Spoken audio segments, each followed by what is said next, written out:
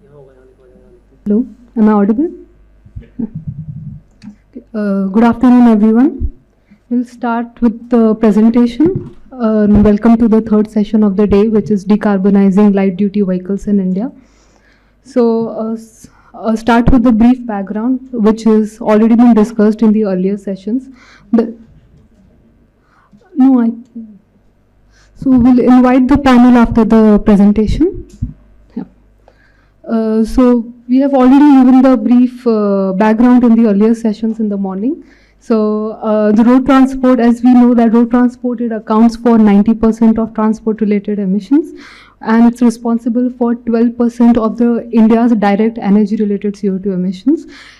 Transport is also responsible for increasing the imports on crude oil in India, which was 75% in 2019, and it increased to 85% in 2024. And compared to the global average, India has nearly 6% of year-over-year average from 1990 to 2020 period of CO2 emission. So I'll just introduce some of the climate goals which are there to decarbonize the sector. We have Panchamrit Plan of 2030, where India is committed to reduce carbon intensity of its economy by 45%, and non-fossil fuel, and to increase non-fossil fuel energy capacity by 500 gigawatt. And according to CEA, the assumed emission reduction target from transport sector is around 187 million tons of CO2 equivalent gases. Then we also have Paris climate goal, where the goal is to limit the global temperature below 2 degrees Celsius and achieve net zero emission by mid-century. And we have net zero 2070 goal of India, where India is committed to achieve the net zero emission target by 2070. The LDV, here we are mainly considering two-wheeler, three-wheeler and passenger cars in India. So the sales over the years have increased from 2010 to 2023, it has increased by 1.9%, where two-wheelers, they dominate the fleet, and it comprises around 75% of total sales in India, followed by, and the passenger car has also increased with a growth rate of 3.4%, and it has surpassed Japan, and it has become the third largest market after China and US. Three-wheeler, they also have a steady increase by 0.5% over the years. This is one of our study where it has analyzed the share of two-wheeler, three-wheeler passenger cars in the fleet, which is around 92% in the overall stock, and they are responsible for around 35% of carbon emissions in the fleet. We have also done another study where we have analyzed a decarbonization pathway scenario for LDVs in India, and these are the scenarios which we have considered, where we have a baseline which we have compared with advanced ICE technology in these vehicle segments. We have avoidance shift in passenger VKT and in freight VKT. Then we also have ambitious ZEV sales, where we have phased out the new ICE vehicles by 2045 and have penetration of 100% ZEVs in two-wheeler and three-wheeler by 2035, and 100% ZEV penetration in passenger cars by 2040. We have also fleet renewable, which is a scrappage introduced as one of the scenario, and then a combination of all these scenarios as all-out scenario. So based on our analysis, with 100% ZEV penetration by two-wheeler and three-wheeler by 2035, and clean grid and ICE efficiency improvement, along with some additional policies, which is scrappage and avoidance shift, we can achieve around 100% well-to-wheel CO2 emission reduction by 2050 for these two segments, which is two-wheeler and three-wheeler. And for the passenger cars, if we have 100% ZEV penetration by 2040, we can, and with all the additions, clean grid, ICE efficiency improvement and additional policies, we can achieve around 98% of CO2 emission reduction for the passenger cars by 2050. Now, looking at some of the policies which are there for ZEV transition and which can help in deep decarbonization of the road transport sector, some of these which we have again already discussed in earlier sessions. We have ZEV sales. So currently it's a very important supply side regulations in India, which has the potential to increase ZEV sales in India. But we do not have at present national and subnational policies in India. So, but however, globally it has proven to be a very successful way to increase the ZEV sales. We have fuel efficiency standards, which is again a very powerful tool, which was discussed in our earlier session to increase the ZEV uptake. It is technologically agnostic, and currently it is only available for cars in India and not for any other segments. Then we have fiscal policies such as FAME scheme and preferential GST, which is a consumer-based policy, and advanced battery cells PLI scheme, and the scheme for the manufacturers for the automobile and its part manufacturing in India.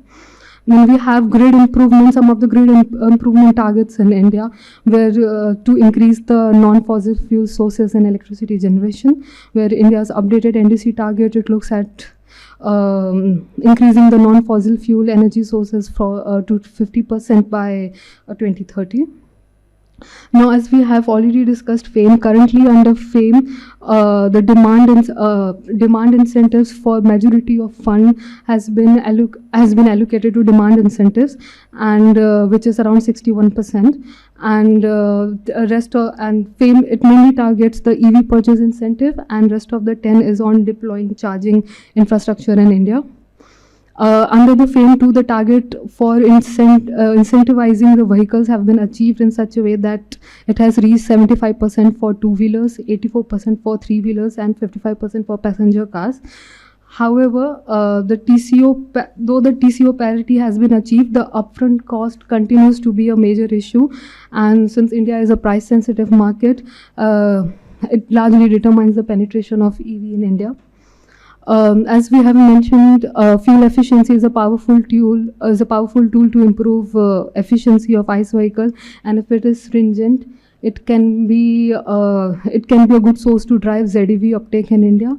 And currently, two-wheeler, three-wheeler in India, they do not have any fuel efficiency standard. However, with FAME scheme, the electric vehicle share has rose for two-wheelers, which is around 5.2%, and for three-wheeler it has increased to 54% by 2023 and 24. This is also one of our study where we have shown that for two-wheeler, if we have a few fuel consumption standards, how it will drive the ZEV uptake with that if we make the fuel consumption standards more stringent, it will be a cost effective to introduce ZEV in the fleet rather than to invest in incremental fuel consumption standards of the new ICE vehicles. Similarly, as we have corporate average fuel economy standards for cars in India, and currently we are in the process of developing CAFE 3 and CAFE 4 for India. Coming to the grid, now fossil fuel sources, they continue to dominate India's electricity generation mix. However, the share has reduced over the year, and the other plot, it shows how the renewable energy sources have increased.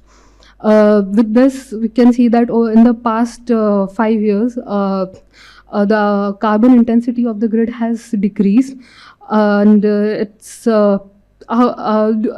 decreased further due to COVID, but again the level to which like it has increased to 0.716, which is lower than the 2018 values, and on introducing solar in the grid, it would further decrease the carbon intensity from the grid.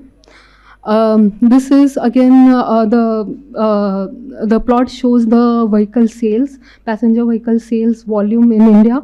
So this is the graph depicts that there's an opportunity in India to optimize additional cess on GST to promote decarbonization in passenger cars, because currently there is no emission tax in India, and here this it presents an opportunity to introduce that.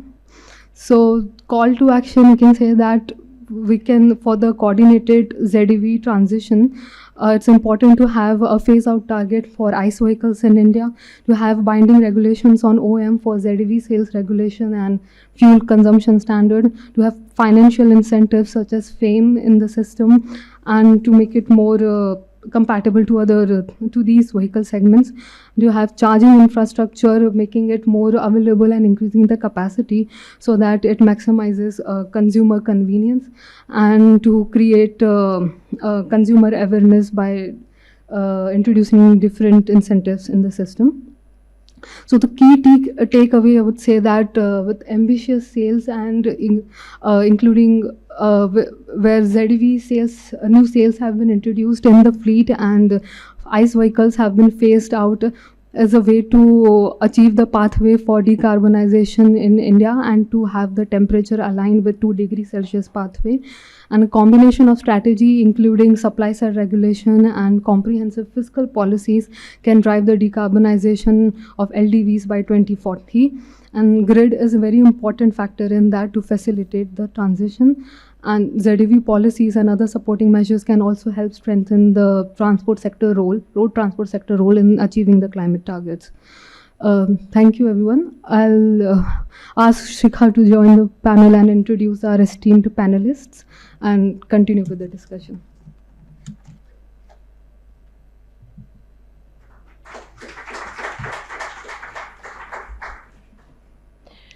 Thank you so much, Namita, for the context setting and a very warm welcome to all of you.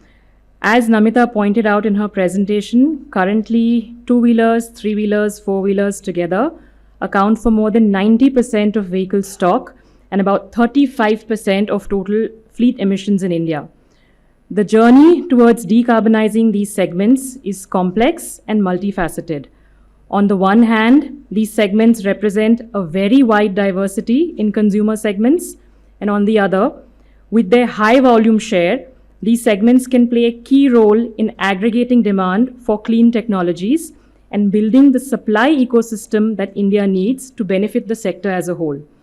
And we have a very distinguished and diverse panel of speakers who have joined us today to weigh in on these various dimensions associated with the most promising decarbonization pathways, vehicle electrification alongside low carbon energy supply systems.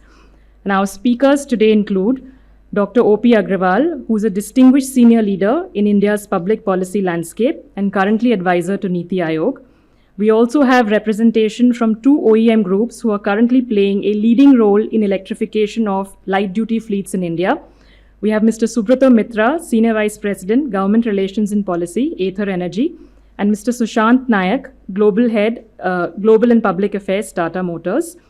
Additionally, we also have expert speakers bringing a background in energy supply systems. Ms. Vibhuti Garg joins us. Ms. Vibhuti is a Director, South Asia, Institute for Energy Economics and Financial Analysis, and Mr. Abhishek Ranjan, Partner, EY Parthenon. On behalf of ICCT and all our partners, I welcome all our speakers and invite them on the stage. Thank you once again for joining us today. So at the outset of our discussion today, Dr. Agarwal, before this session, I promised you that I would have the most difficult questions for you. So I'm throwing them at you right up front. To set the context, as a country, we have international climate commitments through to 2070. We have additional near-term targets defined for 2030. And as Namita had also indicated in her presentation, some efforts have also been made to model what these targets mean for the transport sector. Now, to go beyond target setting and modeling, climate action, of course, is going to require collaboration across multiple government bodies and venues. So my question here to you is, how can we work towards building better capacity on climate featuring as an imperative across government functions and activities? And not only for climate, for the sake of climate, but for all the associated co-benefits. And if you can share any reflections on progress, challenges, opportunities on this front. Thank you. Thanks, Shikha. It's a difficult question because I can go on talking on it. So the challenge for me is how to keep it limited. Let me start with saying that, decarbonization or meeting our climate commitments involves actions across multiple agencies, across the board, so to say. Unfortunately, in my mind, it may be a very controversial thing I'm saying, and people like Anumita should not get annoyed by that.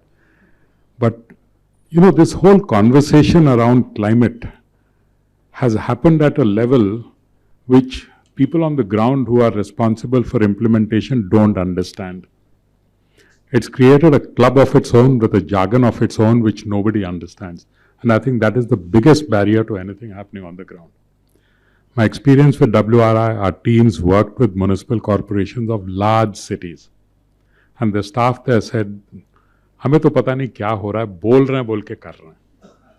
So I think this is what the climate community must learn. Don't look down on the other guy who doesn't understand you. Look down on yourself for having failed to tell others what you're talking about. Number one. Second is when you come up with a decarbonization strategy, what many of us in the think tanks tend to do is we leave the solution at a rather high level, that this is what needs to be done. Which is right. I mean, what we are saying is right. But my recommendation would be go to the next level and say who in which ministry should be doing what. You know, if you don't do that, I'm telling you from the experience on the government side is, we see this, okay, some larger thing that has been recommended is good, but someone will pick it up. In cricket, you have this, you know, you edge something, the fighting between whether the wicketkeeper takes the catch or the first slip or the second slip or the third slip. That should not happen. We should target this, okay, these are the things that have to be done. Recommend that you do this, you do this, you do this. Then whoever is assigned that, or at least as part of the study, will pick it up. That unfortunately we don't do. We leave it at a level where no one knows what we are supposed to do. Third, I think on this whole debate, you know, this topic about decarbonizing light vehicles that we are talking of in this session, I think we need to go beyond just technology issues. You know, a lot of the discussion was around ZEV and clean energy, and that's necessary, it's absolutely necessary. But there are limits to how far technology can take you, or technical solutions can take you. In the presentation that was just made, I found one bullet on the pathway slide, one bullet on avoid shift. Those are management directions. And I think we need to look at how to manage demand in such a way that it goes towards, you know, decarbonization. That's going to be very important. Otherwise, if it's only technology, we're going to have a problem. Even when we get to avoid shift, you know, the conversation always has been improve public transport or put in more public transport so that people will move from their personal vehicles to public transport. I'm sorry, I won't move from my car to the normal DTC bus that I see today. I won't. But if you give me a better bus service, something that's more convenient, I'm willing to pay 5 times what DTC charges, but I'm also willing to shift to that. So I think a time has come when we need to look at our public transport systems not only from a quantity perspective, but also from a quality perspective that will be attractive to people using personal motor vehicles. See, two-wheelers, a shift from two-wheelers is the most difficult because the two-wheelers is the most convenient vehicle on city roads. I can park it next to my bed and park it next to my office table. On city roads, I can navigate right to the front despite whatever. And in terms of cost, the marginal cost of using a two-wheeler is often less than the marginal cost of using a bus. So getting a person to shift from two-wheeler is a big challenge. The only thing that he looks at is safety. So if we give him a convenient bus service, which is going to be safe, in any case anything is safer than a two-wheeler, he will shift. But we are missing that kind of a public transport system. So let me leave it at that. These are the broad few points that I wanted to highlight as be more targeted in our recommendations. Don't look down on the person who doesn't understand climate. Tell him what climate is about. And look at more than just technology solutions. Thanks. Thank you. Thank you so much, Dr. Agarwal, for your nuanced perspectives and also articulating the nudge that we need as a system. Now, taking the discussion further to better understand the OEM context, my question to Mr. Naik. Could you give us an overview of developments in the global light-duty market? How are OEMs strategizing, responding, and your reflections as an Indian OEM on your journey so far towards electrification? Hello, and good afternoon to all. So, if you look at the global, I always call it this is a wave right now, it's called a net zero targets. So if you look at EU has taken 2050 as a target, Germany, Sweden has taken the aggressive target 2045 and all like. And the transport sector, globally they say around 15% CO2 contribution is from the transport sector. So for your net zero targets, the transport sector becoming too important in terms of the actions. So if you look at a lot of countries already announced only EVs as a targets. Lot of even OEMs has announced the only EV as a targets. If you look at the number also is multiplying very fast in terms of the EV numbers. The last number what we got is around 60 millions electrical vehicles got sold. Out of that, I think 10 million is the cars in that. So every 6 or 7 car sold globally is a EV car. The journey till now and the future I will say now. So overall there are various reports, but they are talking about 2025 to 35. There is a growth of around 4x in Europe, EU region, and around 3x for the globally they are talking about the growth of the EVs and all. So I'll put it in a very simple way. This globally it looks to be a good in terms of the focus on the EV and the journey towards this zero emission vehicle. Coming to India also 2012 it was a NEMP, then shifted to FAME 1, FAME 2, then there is a ACC PLI, Auto PLI. So many schemes taking us towards the ZEV, even the NITI Aayog statement of 2019, the report also. In India also, if you look at the numbers are encouraging. We had a 0.7% EV penetration 2019. In 2024, it was around 1.6 million. It means every 20 seconds we are selling one electrical vehicle in India. I was very surprised to see some statistics that more than 25 now cars are available. Earlier it was a less number. Now if you want to buy electrical cars, earlier there was a people were saying options kahan pe hai kind of thing. So now we have a 25 more electrical cars as an option given by 13 OEMs. And if you look at the internet and the study, the 20 BEVs are coming in the next 1-2 years. So good options will be available. Earlier in India, the range also 2018 we started with 200 kilometer kind of single charge. Very fast now latest everybody is talking of 400-500 kilometer in single charge. So in terms of that, so overall I'm finding a very good the focus on the ZEV as a government as well as the OEMs. As well, the last I would like to leave that economic survey of India which talk about 49% CAGR up to 2030 of the EVs, and will be selling 10 million electrical vehicles by 2030. So that also shows the growth as well as the commitment as well as the, I would say, the aspiration and the dream what is given to us. But we are, as OEMs, we are confident in terms of going towards that. Thank you so much, sir, for your insights. Subrata, I have the same question for you. How do you assess the progress so far when it comes to electrification of two-wheelers in India? At what rate do you see the market growing, and what does the segment need moving forward? Thanks for the opportunity. Electric two-wheelers success story in India has been extremely good. The transition is taking place. The consumers are convinced of the TCO.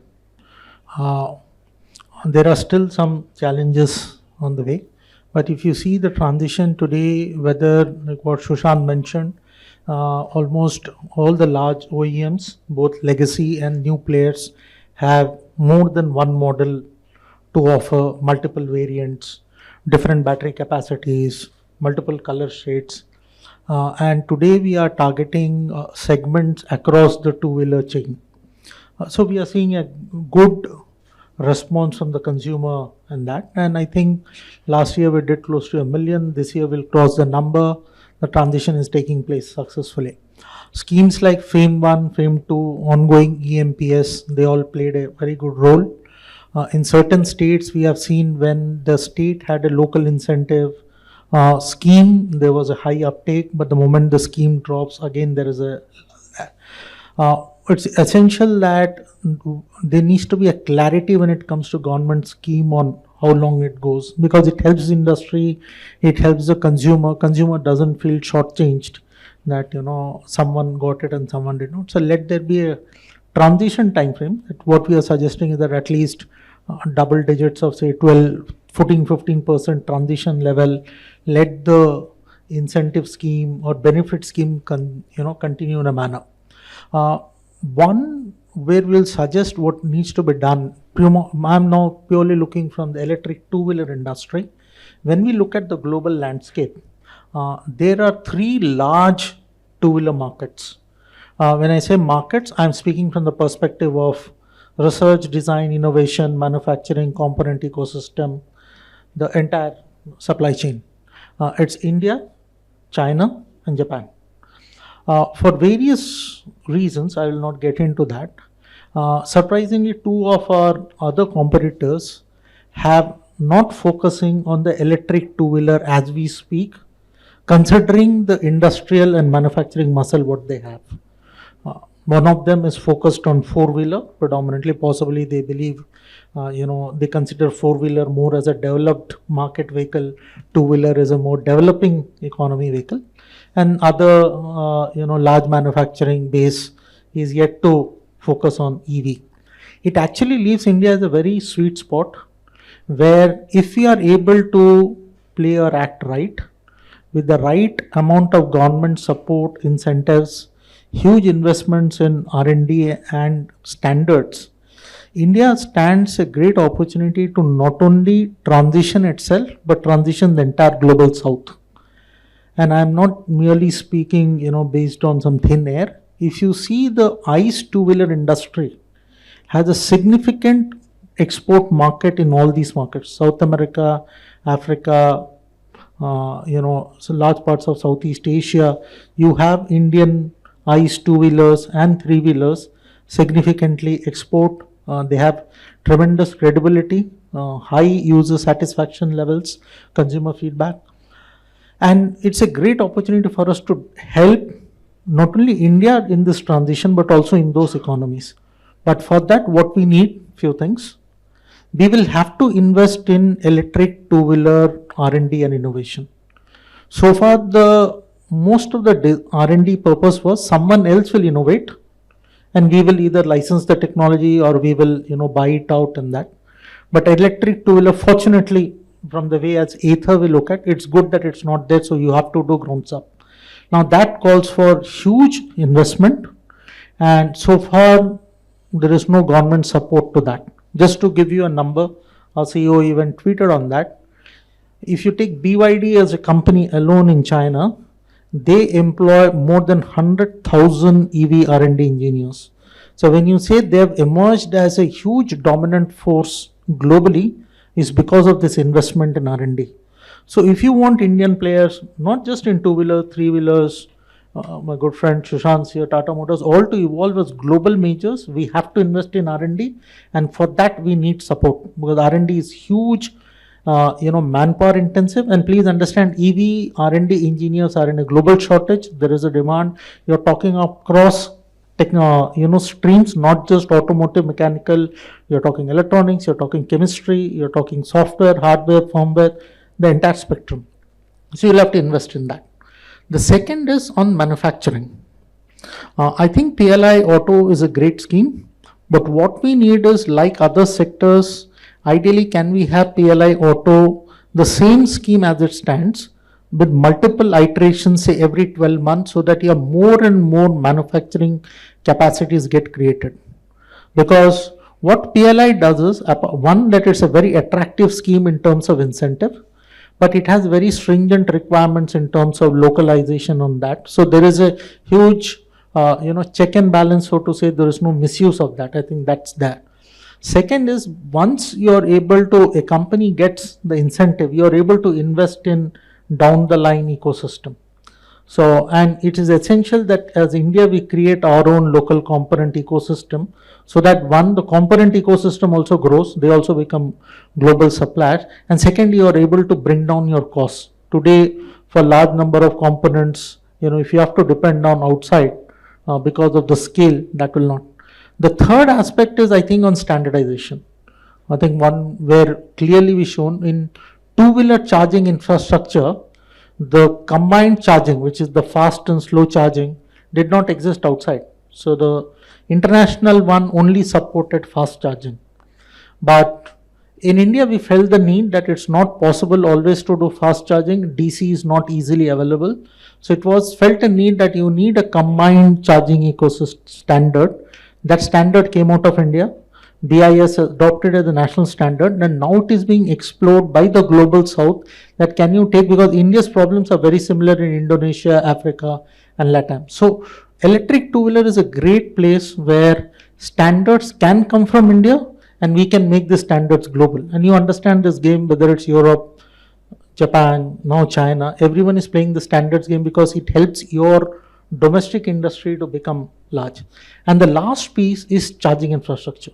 As an EV user myself, I think it's very important that we will have to ensure that more charging infrastructure comes up, fast charging infrastructure, because in India, what we have seen is across vehicle types, large number of people don't have access to setting up an electric charging at their own residence.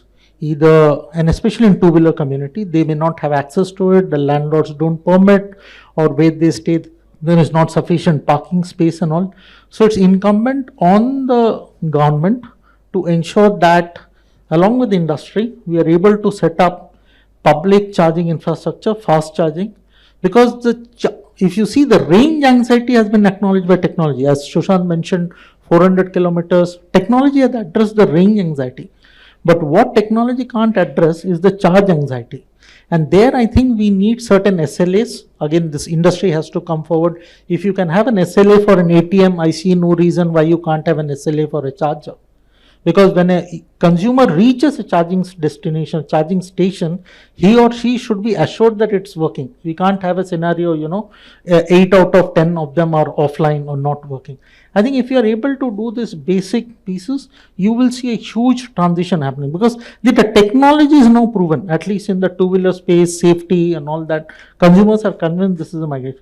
We need to address now some of these issues around it, and then you can see the transition journey. I'll stop here. Thank you so much for your comprehensive perspective, Subrata, and bringing attention to key factors, clarity and longevity of incentive schemes, and your emphasis on R&D innovation is well taken. The multiple export opportunities, emphasis on manufacturing and scaling, standardization and charging infrastructure. On the point of charging, and this kind of also shifts the tone of the conversation towards our energy supply systems and how do we actually balance this whole transition in terms of the incremental demand that is coming from EVs and our shift towards a low carbon electricity system. So Sushant, I have a specific question for you over here. So as I understand, Tata Motors is also bundling a consumer access strategy where you are providing combined access to solar rooftop installations and EVs. So could you share a little bit more about your approach there? Yeah, thanks for asking this question. So there is a scheme called Pradhan Mantri Surya Ghar Awas Yojana, and this scheme is of I think 75,000 crores. And in that, you get a solar rooftop and 1.8 lakhs around rupees. 80,000 is the subsidy which government gives, and you get somewhere around 300 units in the charge. So we thought it's a good would be the idea we were doing earlier, but after this scheme we are doing very, what should I say, aggressively. So when you are selling the car, we also give this option to all the buyers, that they can take a solar rooftop. Tata Power is there, they do the end-to-end installation and all like. But what is happening because of that is your EVs are getting charged to the solar rooftop, and it's actually in the green in complete sense. And plus it's a 300 units, means like almost like our next one could be charged like 9 to 10 times. Is almost like enough for the more than month kind of thing. So it's like a free what should I say, no operational cost in terms of the charging and all. Is of course of the charging. We are finding that it's picking up very fast now. So almost like around 25 to 30% new sales what we have EVs. What we are finding, they are buying the solar rooftop as a combination. So this bundling along with EV car and solar rooftop is a very good combination as a India, which will also help us in towards the larger objective of 500 gigawatt what government of India has announced by 2030. And it is make the EV or EV mobility is of really green in all the sense. And this is really, what should I say, we are finding a lot of acceptance are coming, especially tier 2, tier 3 cities, because they have their individual houses. So they're very happy to, come forward, like state like Rajasthan, Kerala, your Gujarat and all, like. This is becoming too attractive in terms of this whole package along with the EV car. Thank you. Sure, thank you so much for sharing your reflections. Then we look forward to this exciting and fascinating approach and the developments there, especially for consumers residing in individual homes. For a wider consumer base, and I'm shifting the conversation to our energy experts here, it goes without saying that grid decarbonization is a crucial enabler to decarbonizing transport.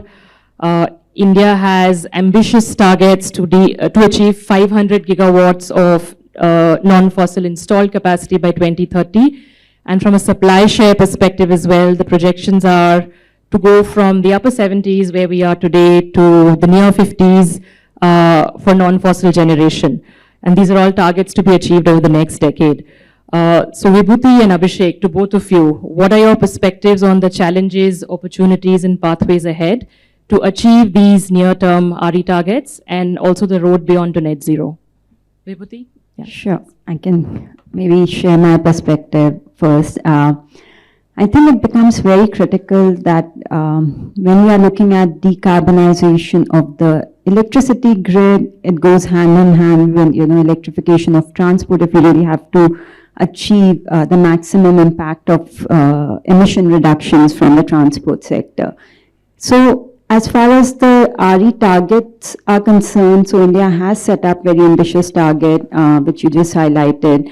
But in order to kind of see that level of growth, we are lagging a little behind in terms of, what we need is installation of 35 to 40 gigawatts of RE installation on an annual basis. But what India has done in the best year has been 18 gigawatts so far. So there is a gap there. So how do we bridge that gap?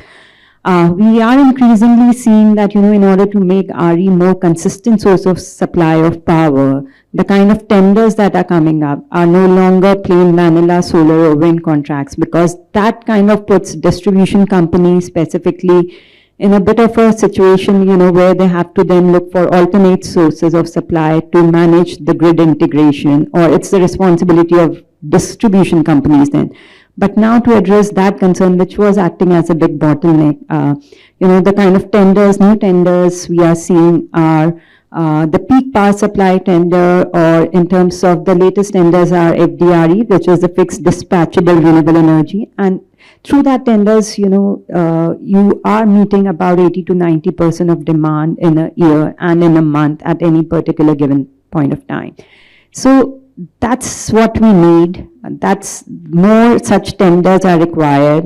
Government, the SECI has said that, this financial year, we will be issuing 25 gigawatt, which is tremendous growth over the past, but we need more. So I think coming up with more and more such tenders is what we need. But then for SECI to be able to sign PPAs with distribution companies is also is what we need. And then addressing, the financial health of DISCOMs is one big issue that needs to be addressed again. For better RE integration, I think what we need is also infrastructure strengthening, whether it's in terms of building up of more transmission lines, because these projects are not necessarily coming up where the coal-based plants were. So we need new line that needs to be developed, and developed at a fast pace. We need to here be, more active, because unlike a coal-based plant, which would have taken 4 or 5 years, you could have easily built a transmission line. But renewable energy plants just take 18 months to 2 years maximum to be developed. So that infrastructure strengthening planning has to be done in advance, and then those lines needs to be built much more earlier before these projects become online for offtake of power. Right now, what we are seeing, there is an interest from DISCOM, there is an interest from developers, but we don't have the infrastructure to kind of offtake that power. So I think that's another issue that needs to be addressed. I think long-term policy continuity is essential again. We did see DRE, and especially solar rooftop picking up by CNI consumers, which is still the case, but residential consumers were still lagging. And I think this new scheme by the Prime Minister, Subrata scheme, I think that will further incentivize people, especially in the residential sector, to set up more and more solar rooftop. So I think we need such kind of policies that are there for longer duration and there is more certainty, because net metering, which was kind of an enabler, there were states which went back and, discontinued the scheme. They came up with gross metering. So these kind of policy uncertainties really, hampers the growth of RE. So I think we really need to address that.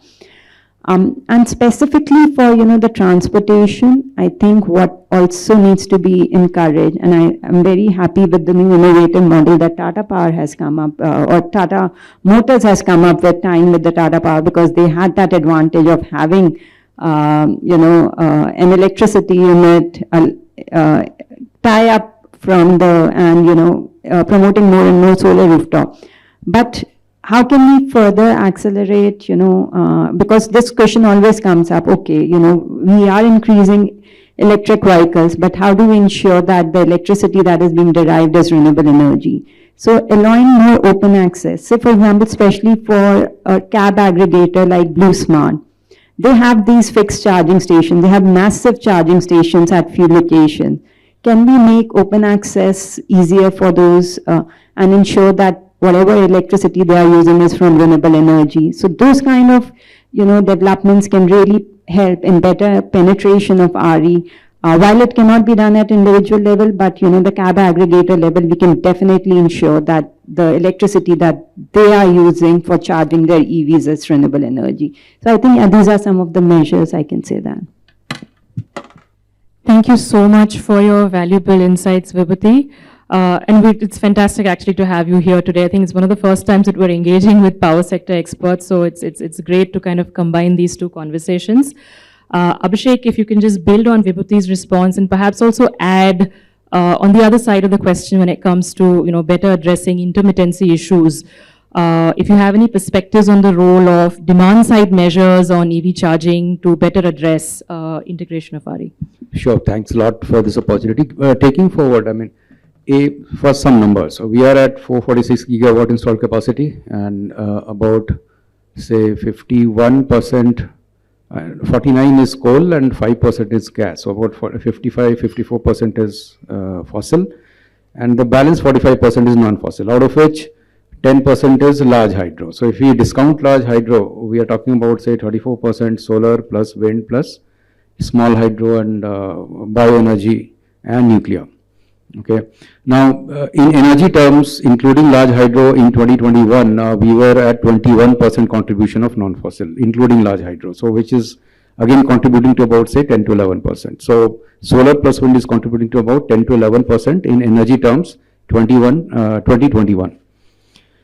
Grid emissivity factor 2023 by CEA is 0.716 tons of CO2 per megawatt hour, and it is coming down, and this is including the renewable energy generation that we have added. We target to add another, apart from whatever we have solar and wind today, we target to add another 200 gigawatt of solar and another 100 gigawatt of wind, which will come on bar by 2030. Keeping this in mind, and Vibhuti also talked about the transmission to be definitely yes. So role of storage, and we all have seen the downfall in the prices of LFPs over the last few months. And as per the industry, it is going to continue for a few months more or few years more, maybe 1 or 2 years more at least. And you could see a lot of interest in the chargers, tenders specific to standalone charging across say GUVNL, MSDCL, and then UPTCL, Odisha, all these states, and Delhi also, for example, where I was working earlier, they have come out with these tenders, standalone BESS tenders. Amazingly, FDRE and going beyond FDRE, you talk about solar plus BESS tenders which are now the flavor. For example, the latest tender from SECI, solar plus BESS is at 3.41 rupees. So that is fantastic when you charge the BESS with solar, only solar, and use it in the off-peak non-solar hours, which are peak market purchase hours. And that means you are decarbonizing that particular portion of the time block of the grid. Okay, so this holds a lot of promise, and then why can't we miniature that? And I take that leaf out of your question saying that, okay, what is the role of demand side flexibility? These are all the utility scale measures, right? So we are talking also about the distributed energy resources. So you talk about EV charging, smart EV charging is again a distributed energy resource, I would say, apart from demand response or even rooftop solar with or without battery energy storage.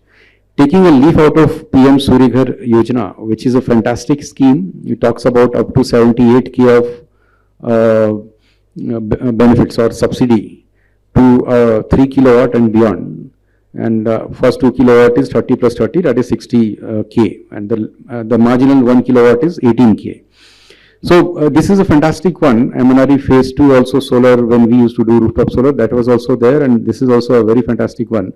The idea is to empower residential customers. But then we did, in my previous avatar in DISCOM in Delhi, we did a study in 2021 as to what are the behavioral patterns of people who are already using a electric two-wheeler or electric three-wheeler or electric four-wheeler, or who intend to transfer or switch. I myself transitioned to electric vehicle about 2 years ago, 1.5 years ago, not 2 years, 1.5 years ago. And the experience has been fantastic. But most of the charging at home expected to be overnight, and we don't have sun overnight. So if you are installing pure plain vanilla rooftop solar, might not happen or help in direct greening of grid when the EV is getting charged. So idea is, why don't we take it forward? Maybe Tata Motors has done a fantastic thing, and I own a Tata vehicle only, so I'll confess here. So, and it's a very good vehicle. Why don't we bundle storage, small storage, maybe 2 kilowatt hour, 3, the assessment can be done as an optional package for those who want to take solar plus storage along with the, because if you see the idea is like this, solar when you are giving plain vanilla, it is grid tied solar. If the grid supply is off, solar will not work. But if you bundle solar with battery storage, the inverters can be designed to work in a grid forming mode. Okay, even if the grid power is not there, your solar will work in the daytime also, right? And in the night time, if suppose your vehicle is not at the home, mostly it will not be at home, it will be at offices or your place of business. So when you come back, when I come back to home, I put on my vehicle for slow charging. It's a 3.5 kilowatt charger that you bundle with your cars. And I don't use a 7 kilowatt because I don't have my sanction load up to that, okay? So I can use my battery which was charged using solar in the day. So this we experimented also in Delhi way back in 2021. This can be laid out as a distributed energy resources and demand flexibility. Last but not the least, you might be thinking about a EV specific time of use rate which can be given so that people switch to near zero market price when the solar is power is available on the grid. If you see the pattern of the IEX wholesale power market price, when the solar pattern is like this, the price is like this. There is a trough, mirror image. Okay, and this is going to grow as we increase the component of solar in our grid, be it a distributed, be it utility scale. So TAU rates anyway would help and motivate people to shift charging to solar hours. That is one. If not, they will motivate people to charge the batteries in the solar hours and use the batteries which are charged using solar in any part of the day, 24 hours, to charge their vehicles. Either way, okay. So that is going to help a lot in terms of, so PM Surya Ghar Yojana, there is no rebate on the battery storage as far as I know, might not be essential. We can start with players like Tata Motors who are a big player to experiment here and see what kind of collaborations they can have with the local grid. For example, your DISCOM is there in Delhi. So we were very good colleagues in like BSCs in Tata's, where such schemes can be devised. So Tata Motor, Tata Power DDL, and I'm not only pointing out to Tata Power, I mean any OEM can have a collaboration with the distribution utility and see how can the solar specific net metering rate combined with the EV TOU can benefit and shift the demand from a peaking, already AC peaking load is there in the evening hours. How can you shift that load off the grid that the EV charging load from off the grid can happen? I'll take a pause here. Thank you so much, Abhishek, for your views and some fantastic ideas on innovations. I think bundling small storage solutions along with solar rooftop and EVs, it's up for the market to see how that takes off. And thank you also for bringing attention to utility side measures such as time of day charging. I have lots of other questions, but we have about 10 minutes left, so I'd like to leave some for the audience as well. So I'd like to open a round for audience Q&A. If you could please introduce yourself, state your question, and the panel member to whom your question is addressed to. I am Manish Sharma. My basic question is that why can't India have a gigafactory? Because we are finding that, a lot of other geographies are having it. Europe is having Tesla is putting a lot of capital investment for that, and because having power through grid or through, very, concentrated sources won't work. And Reliance is having gigafactory. It is investing in solar and also in storage solutions, but not in batteries. So why can't we have it in batteries? Because batteries is going to because it has more than 50% of the cost, and we can't, import, all of them, basically because it drains the forex, etc. So why can't we think in these two? Thanks. Abhishek, would you like to take that? Yeah. Maybe you are aware of PLI scheme of the Government of India, and under the PLI scheme, many players have been awarded that kind of grant or the contribution by the Government of India. And as you named one of the players, there are several other players who are setting up gigafactories. And now, to the question that the Atmanirbharta in battery manufacturing in the country, you are simply not importing cells and just assembling here, making packs, containerize them and ship it. That is not Atmanirbharta. So you are talking about manufacturing cells itself here. For example, what is the way out over there? So unfortunately, what is happening? See, that is also, if you see the PLI, I think the second tender which had come up, it also specifically talked about manufacturing cells here in the country, apart from only pure assembly. Okay. Now, there are players who already, it's in public domain, there are players who have evinced their interest that they're going to set up the gigafactories right from end to end. Right. But the fact of the matter is, if you see the supply chain, I was reading one article yesterday only from Bloomberg. You talk about solar PV cells or solar PV panel basically, or you talk about LFP. We are talking about LFP right now, the lithium ion family basically. 70 to 80% of the entire value chain, right from the raw material mined till the finished good produced, is being controlled by one single country. Okay, so that barrier is difficult to break. I'm not saying impossible, but difficult to break. That is the one problem. Now, apart from that, there are innovations happening in, say, for example, cathode active material, which is a very, very important component of the storage. Now, China again is leading in that. Many countries many players in our country, also are trying to break that barrier. Like, how do we innovate and set up factories for CAM production? Like China very recently opened their production facility in Indonesia, which is going to supply up to 47% of the demand of the entire globe. It's a huge, huge facility in Indonesia. So how can we and our partners here in India can do that in our country is a question. But yes, thoughts are in that direction only. But second thing is secondary mining.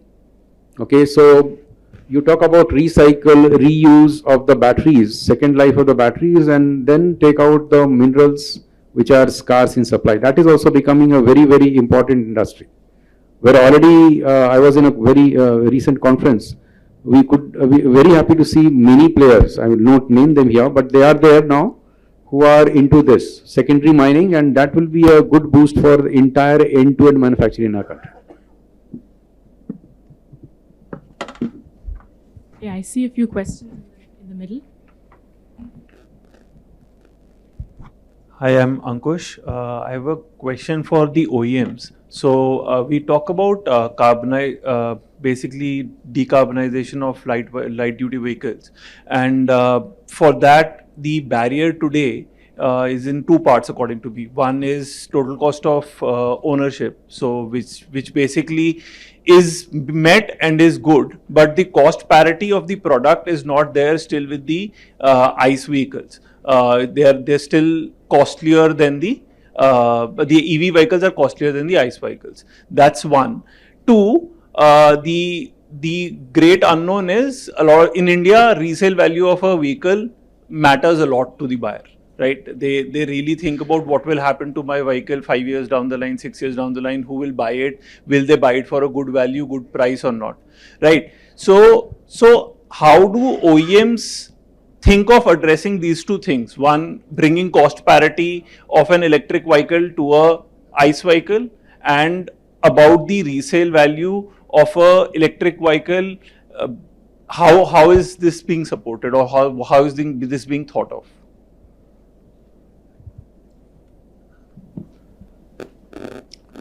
I will take a first question, second question I will give it to him. So the first question was regarding parity. So what is happening, if you look at the lithium prices also, it was around $1,000 per kilowatt hour in 2010. It has come down to the level of 160, 170 now. People are expecting, like our neighboring countries has created a huge capacity, so they may fall down further. That is one. Second is economies of scale, also will bring in more competitive prices. And third is schemes like auto PLI also might help in terms of further reducing this gap. So, I personally feel that this gap is slowly bridging up. It was earlier much more, now it is coming down. Let me add the fourth factor, which is a FAME incentive also, which are expecting in FAME 3, I would say as association we have asked, to include N1 category, N2 category and N3 category, which is in commercial vehicle. In a simple word, small commercial vehicle, mid commercial and heavy commercial vehicle, to give some demand incentives also. So that will help to bridge the gap. Globally also, if you look at, countries do the same thing. Whatever is the gap between the ICE and EV, they try to bridge to the demand incentives. That's a common thing. I'm just handing over for second question. Thank you, Sushant.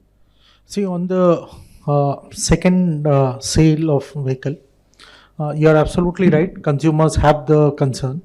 Now let's look at two aspects to it, the tech aspect. So unlike an ICE vehicle where you have even a regular dealer or sometime even the mechanic can value and say this is the price of the vehicle, I think EV we have some way to go there. But what we have in EV is that most of the large OEMs have complete visibility into the vehicle. These are all connected vehicles. We exactly know how they are being charged, how many times they are being charged and so on.